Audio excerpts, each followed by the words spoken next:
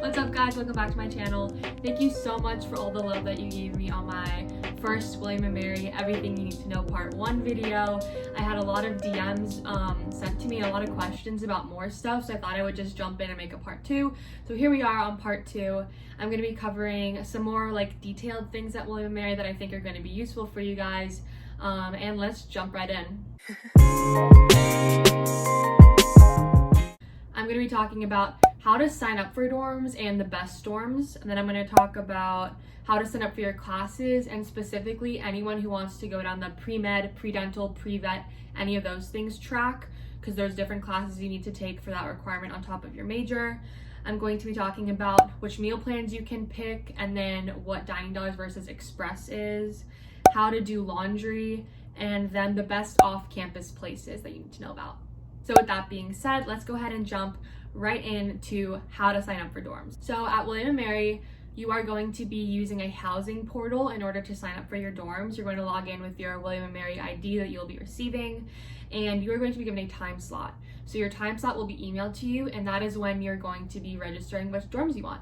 And you go through and you pref your top choice, second choice, third choice, fourth choice. I think freshmen pref 10 and upperclassmen pref less, maybe 5. And then you're going to end up getting one of the ones that you prefed. Also, for freshmen, there are tons of forms you need to fill out before you get to that part. You'll see there's like a 20 list checklist that you have to go through on your housing sign up. And for freshmen, you have to do a little roommate questionnaire, I'm pretty sure, on how you live, what your living style is like, whether you're clean, stuff like that. Upperclassmen don't do that, but freshmen have to go through that. And then they try to match you with someone if you are looking for a roommate. If you already have a roommate, you're going to be creating a roommate group. One of you will be the leader. You'll add each other in, searching just your name, and then you'll use that person in order to become your roommate when you are picking who you want to live with. So on ranking the best dorms, starting off for incoming freshmen, the best dorm is 100% going to be Lemon Hall. This is one of the newest dorms. You do pay an extra fee if you get it. It is brand new, the building, compared to others. It has AC, the rooms are way bigger, the interior is super nice. So probably almost all the freshmen are going to be prefing Lemon first. You sign a form saying, I agree that I will pay X amount much more money if I end up getting Lemon. But most people want to put Lemon first, and I don't blame you, it's a nice dorm. The second best dorms, in my opinion, are going to be Brown and Monroe. Those are kind of the same. If you are in one of those dorms, you'll learn what Bromon is.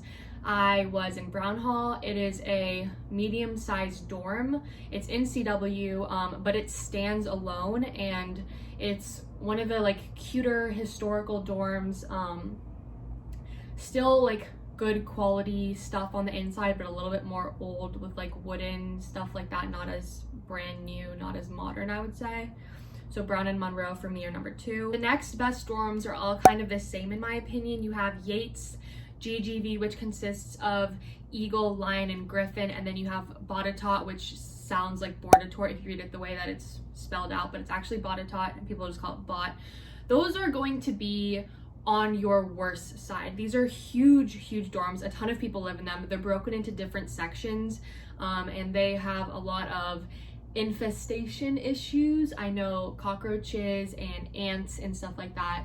And GGV is actually an old frat building, so all of GGV was built up to be frat houses, and now they have turned into dorms, so there's not a lot of windows in there. It's in the basement, so GGV is one of the worst ones. But Botetourt and Yates and GGV, all of them are going to be around the same. If you end up getting them, not the end of the world. You're going to meet great people, have a lot of fun, but your living situation is going to be a little bit worse than if you got a different one.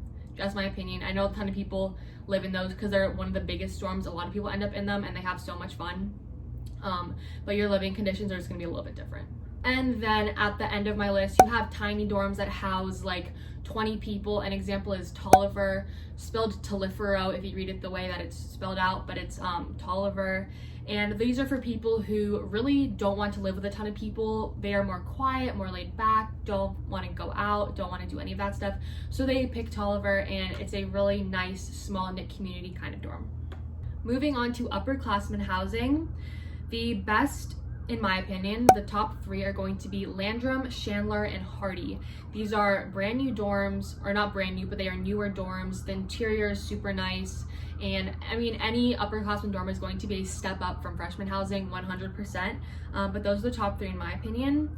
Next, we have Barrett and Bryant, and those are all kind of even as well. And then every kind of dorm after that are all going to be similar, except for Richmond Hall. If you guys see Richmond Hall, that's actually an old motel that is pretty far off campus, and they turned it into a dorm. So if you want to live in a motel style, it literally looks like a motel, then you can pick that. But it is off campus and a little bit farther. Next, I'm talking about how to sign up for your classes. I touched on this a little bit in my last video, but in this video, I'm going to focus primarily on pre-med, pre-dental, pre-vet track kids. So starting off with pre-med, if you guys are going to be doing this concentration, this is not your major. You cannot major in pre-dental, pre-med stuff. You have a certain amount of classes, which are a lot, that you need to take in order to fulfill your concentration, and you have classes that you need to take in order to fulfill your major. So for example, any freshman that's going to be taking pre-med classes, you need to take 4 semesters of chemistry, I think 2 semesters of biology, and then 1 or 2 semesters of biochem, 2 semesters of physics. You need to take calculus, some math classes. So your entire freshman year and sophomore year is going to be dedicated to fulfilling this pre-med concentration. After you fulfill your freshman and sophomore year, your junior and senior year, you're going to be focusing on your major. So for example, I am a kinesiology and health sciences major on the pre-dental track. I have not taken a single kinesiology class yet, and I am a sophomore now, going into my sophomore year. So I have taken Gen Chem 1 and Orgo 1, and then next year, my sophomore year, I have to take Orgo 2 and then Gen Chem 2, and then I'll be done with chemistry. On top of chemistry, I'm going to be taking Bio 1 and Bio 2, and then my junior year, I'll be going in to take biochem and physics. So your pre-med and pre-dental, everything is going to trump your major, and you need to take those first or you will not graduate in time. And when you meet with your pre-major advisor, they'll tell you this as well and give you a little tip. My tip, I did not do this, I was not told this.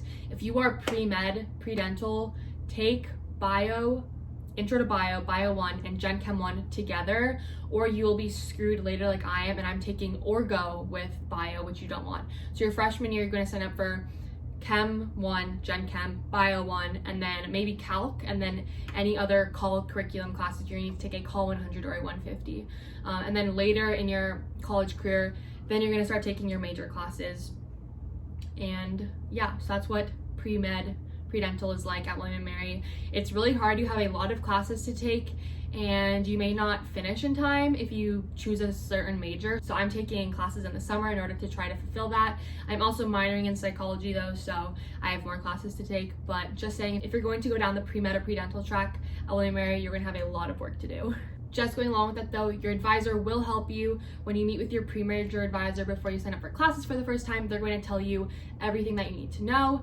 And as well, in order to see which classes you need to take for your major or your minor, if you go on Google, type in William & Mary Course Catalog 2020, press on that, press on the left-hand side, or is this left? I don't know. Press on the left-hand side, and you're going to see something called majors and minors. Press on that, scroll down, find your major and your concentration, and that is going to show you every single class that you need to take in order to graduate.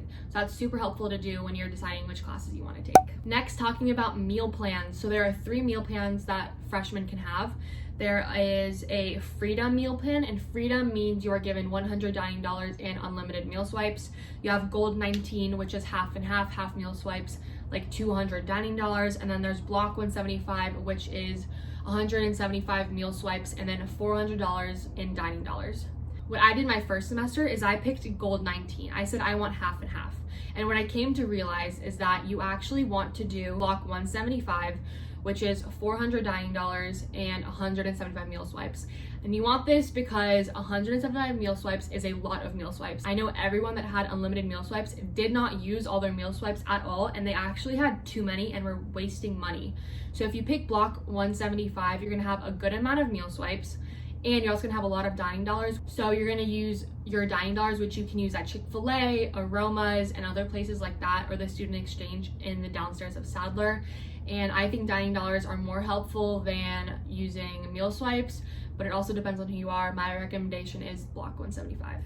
Going along with dining dollars, at William & Mary there is something called Express and there is something called dining dollars. And the difference is dining dollars are attached to your meal plan. These are used to buy food on campus, while Express is money that you add on your card, and it acts as a debit card. This is what you use to buy your laundry. Certain places can take Express, like Wawa takes it, and it basically acts as a debit card on your tribe ID, which you can then swipe to buy things on campus.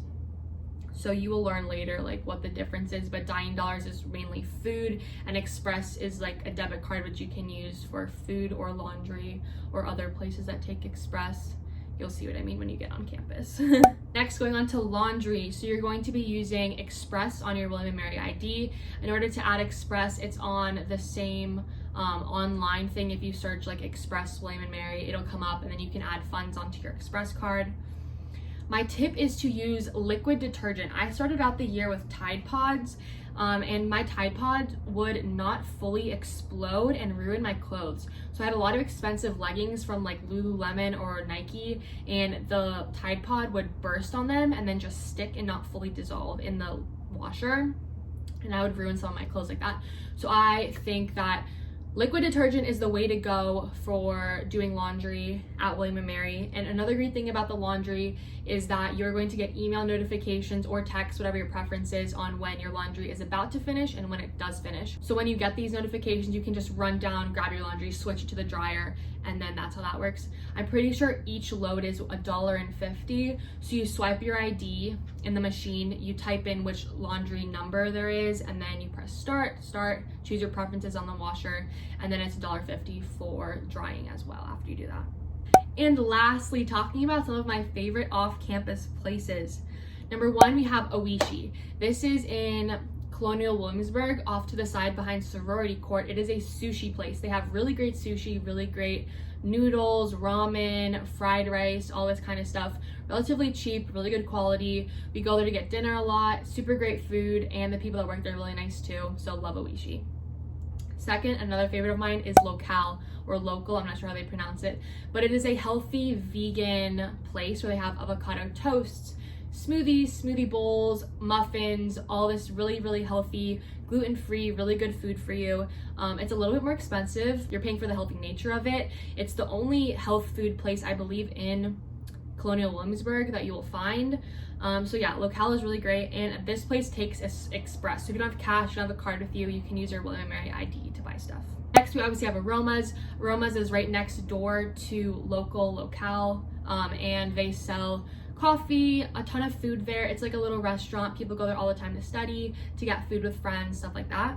Next is the Cheese Shop. The Cheese Shop is one of the most famous places in Colonial Williamsburg. It is a sandwich shop known for their like special sauce, special sandwiches, so people go there all the time. It is a historic place to go in Williamsburg, and the Cheese Shop is another great place. Next to Cheese Shop on the other side are two little cafes. There's a place called Illy, which is like a more upscale coffee place, and then they just opened a boba place in Williamsburg as well, so you can get bubble tea there, and other little slushy smoothie things. There's also Mellow Mushroom, which is a pizza place, and a lot of sororities and frats have their formals there, which you'll come to learn if you end up in a sorority. But it's a great pizza place and people go there all the time. Next, we have College Deli, which is a deli, and then at night it turns into a bar, and that is right next to Wawa. And Wawa is also on my list. So a big thing about William & Mary is that not a lot of things stay open. Like the dining halls close super early, all the restaurants also close super early, so Wawa is your only place open 24/7. It is open all the time, so you see kids at night always getting Wawa like food or getting water or other stuff like that. They also have good coffee, and Wawa does a lot of like student discounts there. So I know at the beginning of the school year is like free coffee for a week for all William & Mary students, stuff like that. So Wawa is going to be your go-to late night snack place. The most famous ice cream place in Williamsburg is Kilwins. My friend Galila works there. Super great ice cream. It is a little bit expensive, but if you really are craving ice cream, it's in Colonial Williamsburg right next to Aromas and Local. Going along with ice cream, the last place there is a Baskin Robbins there, but people either choose Kilwins or Baskin Robbins. And there are a couple more upscale places. So there's a place called Blue Talon Bistro, which does free dinners for your birthday. So if it's your birthday, you go there, you get a free meal. But people don't normally go there like day to day. It's more upscale, a little bit nicer. And then as well, if you go off campus further into Newtown, there's going to be Panera and First Watch and Target and Fresh Market and Walmart, but that requires either an Uber or cars. Lastly, let's talk about how much you're going to either need a car or Uber. So my friends and I spent a fortune on Ubers, let me tell you. We Ubered literally everywhere. If we wanted to get off campus because it gets a little bit boring, we would Uber to go to Target, to go to the store, to buy stuff that we need. We would Uber sometimes from place to place on campus if it was really far, if it was really cold. So cars, I think, are going to be a nice preference. If you are able to have a car your freshman year, it's going to be really helpful to go get like groceries and like shampoo and stuff like that when you run out of it, because you have to go Uber to get that stuff. But if you don't have a car, it's not gonna be the end of the world. People Uber everywhere. People Venmo each other to split an Uber. It's literally not a big deal. And on every college campus, you're going to be Ubering places anyways. So that is the take on cars and Ubers. All right, guys, that is it for my video. Thank you so much for watching these videos. If you guys have any more questions, you want to see a part 3, leave any questions down below. Like and subscribe to see my next video. And I hope you guys have such an amazing day when you're watching this. See you in my next one. Bye.